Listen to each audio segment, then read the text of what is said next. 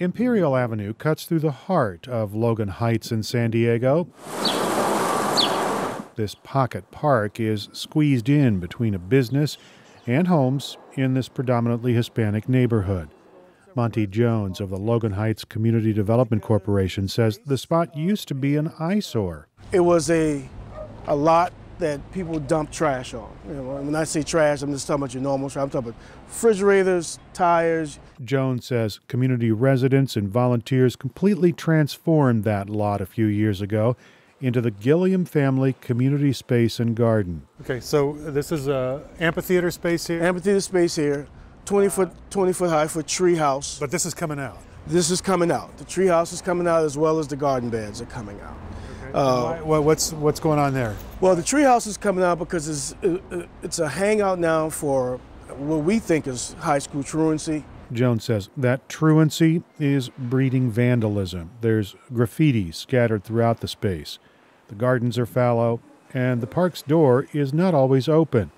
Jones says the community has learned that you can't just build a park and check it off a list. He says the space requires ongoing attention. So we really rely heavily on the community to do the cleaning and the policing of the space.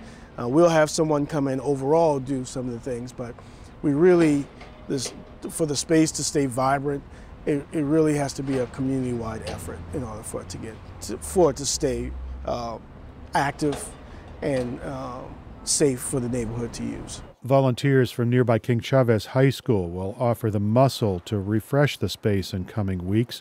The treehouse and gardens will go, the movie screen will get fixed, the weeds will be trimmed back.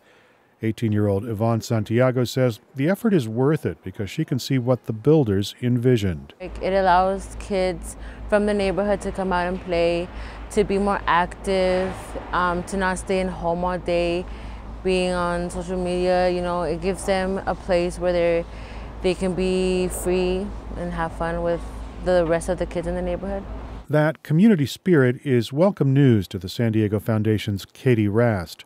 She says foundation grant funding helped pay for the construction of the space, and she's glad the community remains engaged. In these more dense environments that have less trees, sometimes we have to be creative about building those green spaces from within. Rast says while San Diego County enjoys a surplus of park space with wide swaths of city, state, and federal parkland, the urban neighborhoods suffer, especially neighborhoods like Logan Heights that have more renters than average, lower than average incomes, and lower educational attainment levels. Rast says walking to a park isn't easy here. That this is something that is extremely valuable to our citizens. They know that San Diego is a place known for its beauty, known for its access to the outdoors, and we want to be sure that everybody has that access.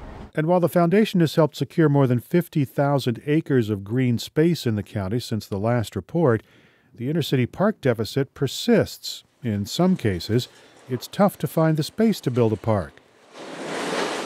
Logan Heights officials reached out to scores of property owners who had vacant lots before they got the Gilliam family to agree to let them build a park here. Monty Jones says the space meets a need. A lot of the houses don't actually have spaces in their backyard. Like in the old days, you have a house, you got a big backyard, kids run around. That's not the case here a lot of time in our city, in our urban areas. Jones says that's where small urban green spaces can fill the gap. He says pocket parks allow families to get outside and share a common space with their neighbors. And he says the community will become more invested in the park the more it gets used. Erik Anderson, KPBS News.